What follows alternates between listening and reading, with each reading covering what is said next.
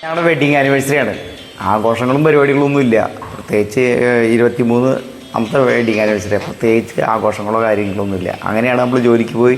ജോലിക്ക് വന്നപ്പോൾ Sheffield institute of hotel management Angamaly, അവിടെയാണ് ഞാൻ ജോലി ചെയ്യുന്നത്. അവരുടെ ഒരു ഗിഫ്റ്റ് നമുക്കൊരു കേക്ക് തന്നു.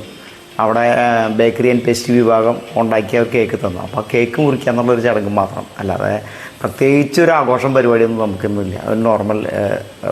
ഒരു നോർമൽ ഡേ ആയിട്ട് കണക്കൂട്ടുക. അപ്പോൾ ഒരു ചെറിയ കേക്ക് തന്നു, ഞങ്ങൾ കട്ട് ചെയ്ത് ഞങ്ങൾ ആഘോഷിക്കുക. അപ്പോൾ ഹാപ്പി വെഡിങ് ആനിവേഴ്സറി തന്ന എല്ലാവർക്കും എൻ്റെ താങ്ക് യു. അതുപോലെ തന്നെ നമുക്ക് കേക്ക് പ്രസൻറ്റ് തന്ന ഷെഫീൽഡിനും താങ്ക് യു. നമുക്ക് ഇനി കേക്ക് കട്ട് ചെയ്യാം. അപ്പോൾ ഋഷികേശിന് കേക്ക് എന്ന് പറഞ്ഞാൽ ഭയങ്കര, ഞാൻ ചോദിച്ചു നമുക്കിന്ന് കേക്ക് മേടിക്കണോ, അല്ലെങ്കിൽ നമുക്ക് കേക്ക് ഇടയ്ക്കിട്ട് നമ്മൾ കേക്കൊക്കെ ഉണ്ടാക്കാറുണ്ട്.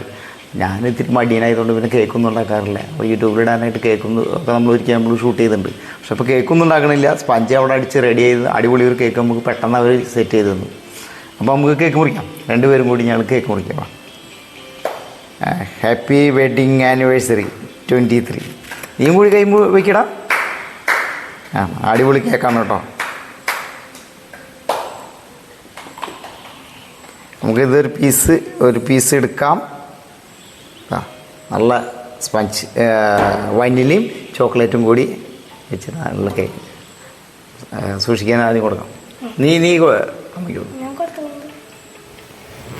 ദെൻ